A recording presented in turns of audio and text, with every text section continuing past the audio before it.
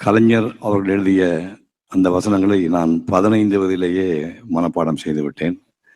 இப்போ மொத்தத்தையும் சொல்ல சொன்னீங்கன்னா நிகழ்ச்சியை தொடர்ந்து நடத்த முடியாது. ஒரே ஒரு நிகழ்வு மட்டும் சொல்கின்றேன். கலைஞர் அவர்கள் என்னுடைய சொன்னார், நான் எஸ்எஸ்எல்சி பரீட்சை எழுதுகிற தம்பி, எழுதி பாஸ் பண்ணால் ஐஏஎஸ் போக சொல்லுவாங்க, நான் மேற்கொண்டு படிக்க விருப்பம் முடியாதனால் பரீட்சை எழுதாமல் தவிர்த்தேன் அப்படின்னு என்கிட்ட சொன்னார்.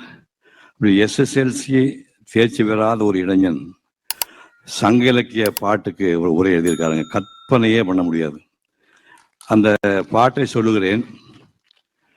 அது அந்த எழுதிய புலவர் யார் என்று யாராவது சொன்னால் நான் பாக்கெட்டில் 1000 ரூபாய் பணம் வைத்திருக்கின்றேன், இப்போதை கொடுத்து விடுகிறேன்.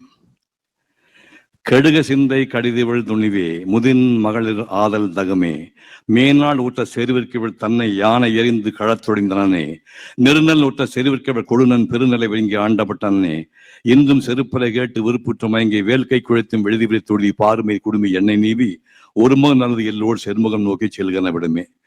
இது என்ன பாட்டு? இது எழுதுது யார்?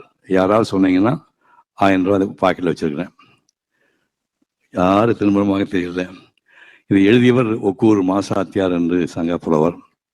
ஒக்கூர் மாசாத்தியார் ஒரு பெண்மணி, பெண் புலவர் எழுதின பாட்டு அது.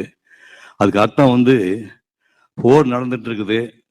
போருக்கு போன தகப்பனார் ஒரு 60 வயசு தாண்டின ஒரு 2 நாள் சண்டை போட்டு போரில் இறந்துட்டாரு. அதுக்கப்புறம் வெளியூர் இருந்து கணவன் வர்றான். கணவனையும் போருக்கு அனுப்புறான். அவன் கொஞ்சம் பைல்வான் சூர்யா மாதிரி பலசாலியான நாடு. ஒரு வாரம் சண்டை போட்டு அவனும் வேற மரணம் அடைஞ்சிட்டான். அதுக்கப்புறம் நாடு நல்லா இருந்தால் தானே வீட்டில் நிம்மதியாக இருக்க முடியும்னு அடுத்த போருக்கு அனுப்புகிற யாரும் யோசிக்கும் போது 10 வயசு பாலகன் ஆரம்பத்தடியில் படிச்சுட்டு இருக்கிறான் வாத்தியார்கிட்ட. அங்கே போய் அந்த பாலனை கூட்டிகிட்டு மகனே நீ போருக்கு போயிட்டு வான்னு ரத்த காவியோடு அந்த வாழை கொடுத்து போயிட்டு வா அப்படின்னு சொன்னா. அப்படிங்கிறத அந்த பாட்டுக்கு அர்த்தம்.